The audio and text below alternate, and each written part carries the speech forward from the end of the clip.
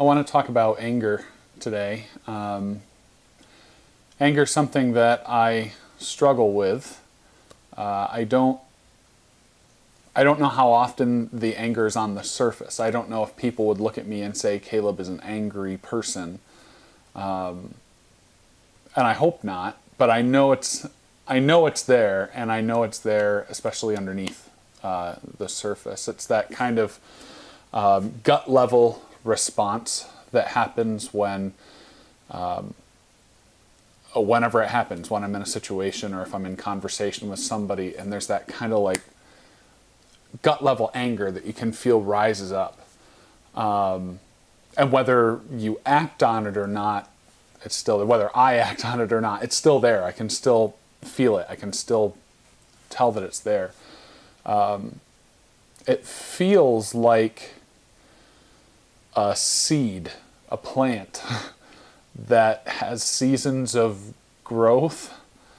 If that makes any sense, there are times when I know that the anger has grown during certain seasons, and this last year is one of those seasons. I know that.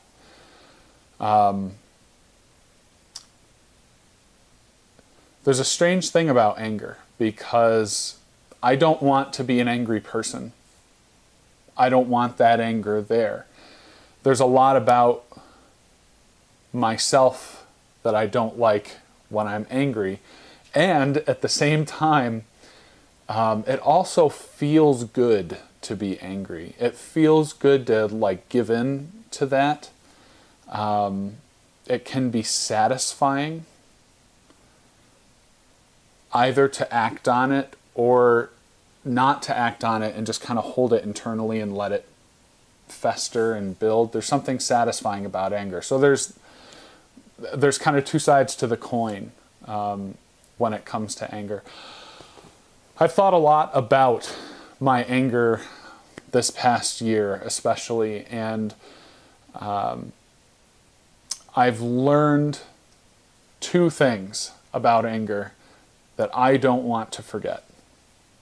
First of all, I've learned that anger uses disguises. My anger likes to hide. I like to pretend like it's not there. I would rather not acknowledge that it's there. That's a part of anger for me, is that it's covert and it wants to stay that way. That's number one. And number two, and I think this is more critical, is that anger is a liar. Anger lies all the time to me about what's happening. And usually the purpose of the lie is to justify the anger. I'll talk about that a little bit. So I want to talk about those two things: anger as covert, disguised, and anger as a liar. I don't think, even with the thinking about it and reflecting on it, I don't think I'm fully aware of how many times my response to something or someone is rooted in anger, because so often it's in disguise, it's covert, and it doesn't occur to me that this response is coming from anger. I don't know, I'm not fully aware of how often that happens, but I know it happens more often than I think it does.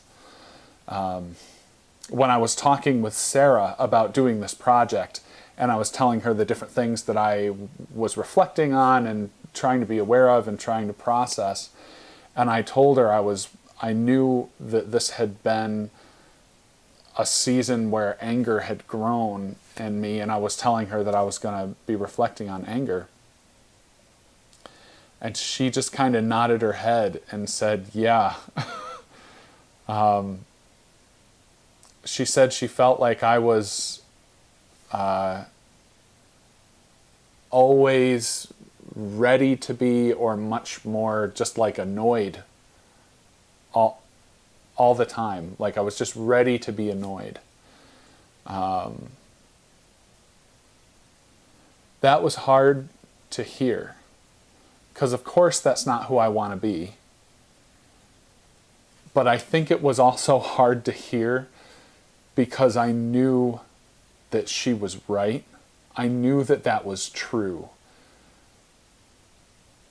And hearing her say that, I couldn't pretend that the anger wasn't there. You know what I mean?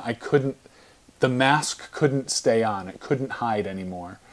And I knew she was right. I knew that was true.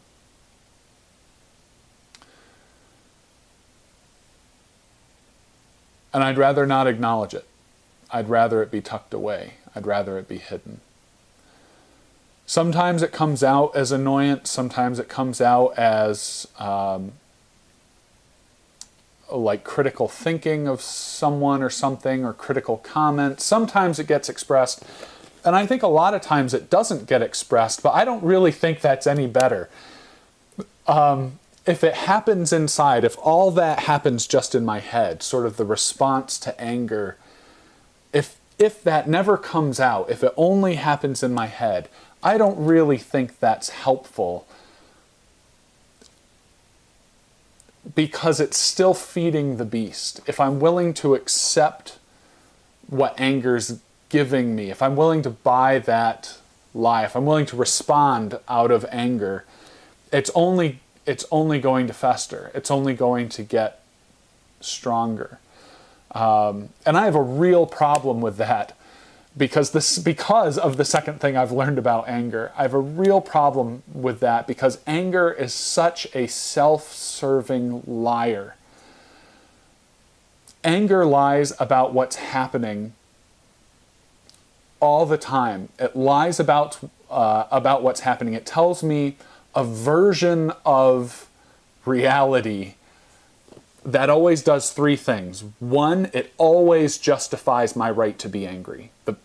The first thing, like the version of what's happening that comes into my head, it always is justifying of that anger. So I feel like righteous, I feel vindicated, I'm angry and I have every right to be. Two, it always puts the people around me, it always assumes the worst of the people around me, whoever I'm responding in anger at. Oh, they're just rude, they're just obnoxious, they just don't care, they just, whatever it is, anger's version of the truth always assumes the worst of the people around me, and it almost always keeps me from seeing them as a whole person with every complexity that every whole person has, all our needs, all our desires, all our troubles and obstacles. And anger's version doesn't allow me to see that. It just, boom, categorizes them as someone worthy of being angry at. And the third thing anger always does, while it assumes the worst of other people, anger's version of reality always assumes the best of me. I am never to blame. I am never at fault. I'm right and they're wrong, or I'm the victim and they're the persecutor. Anger's lies are so incredibly enticing that way. It feels good to believe them because it creates a version of reality that does all those things, justifies my anger, and always puts me in the best possible light, and the thing that I'm angry at in the worst possible light, or in whatever light makes it worthy of my anger. And that's baloney. That is absolute garbage. It is not the truth. When anger, I am not that good, and other people are not that bad. It's just not true. It blinds me to reality. It keeps me from accepting and owning what I should be responsible for. And again, it keeps me from seeing the people around me as whole people. And when I don't see them as whole people, I'm so much more willing to act without grace, without mercy, to be annoyed, to be frustrated.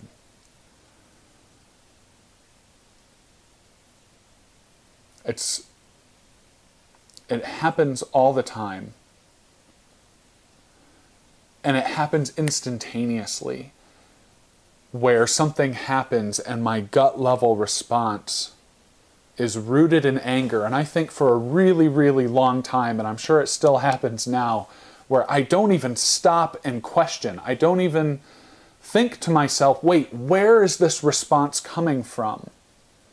Is it coming from truth and what's actually happening, or is it a version of the truth that is rooted in anger, that's painting everything in these categories to justify my anger?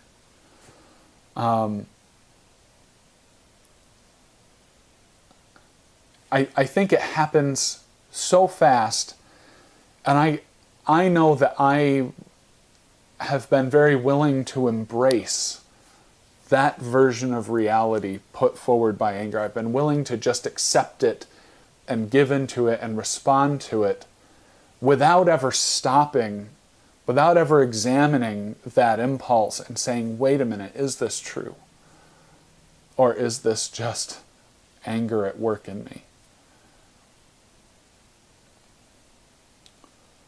When I've stopped, when I've done that, and I'm trying to do that more and more now, I'm trying to reflect more and more and be more aware that my gut level impulse, that first response impulse, may very well not be based on truth. It might not be coming out of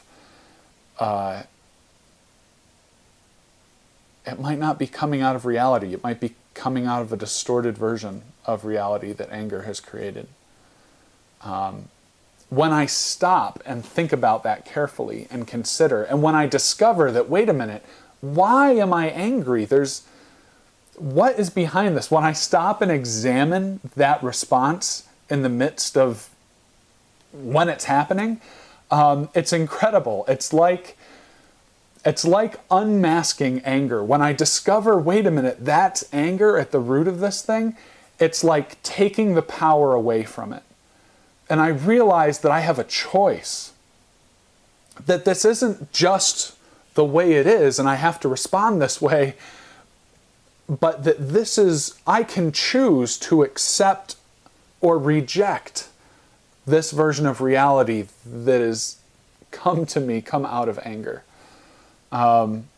It feels like I used to watch the old Scooby-Doo cartoons, and I don't know if they still do this in the new Scooby-Doo cartoons, but at least in the old ones, at the end of every single episode, they would all be like gathered around. They would have caught the big bad monster kind of thing, and at the end of the episode, they would always rip the mask off and be like, "Yeah, it's just Old Man Yeller, whatever, out at the farm, trying to protect his crops or something like that." And all of a sudden, the monster, this big monster for the whole episode, wasn't scary anymore. Like the power of that monster was gone, because you're like, oh, it's just this guy. It's just him doing whatever. It feels that same way when I stop and reflect and say, wait a minute, this is anger. Anger's at the root of this. I don't have to accept this version of reality that's causing me to respond in anger, whether it's external or internal. I don't have to feed the beast. I can choose not to. I can choose something else. I can choose grace. Usually, if it involves another person, I can choose to see this person as a whole person with their own. They didn't get up this morning and look in the mirror and decide that they were going to try and make my life crappy today. They have their own issues. They have their own struggles. They have their own gifts and talents and abilities and problems and everything that I have, and we're both just trying to do life together. We're both just trying to get through the day. So I don't want to forget that. I don't want to forget that that's what anger is, and that's what anger does. Anger hides, and anger is a liar. And I don't have to accept it, and I don't have to feed it. And the ground that is inside me that it's growing in, I don't have to tend that ground. I can work against it. I can reject it. And it's worth rejecting. Because anger is not worth it. And I don't want to forget that.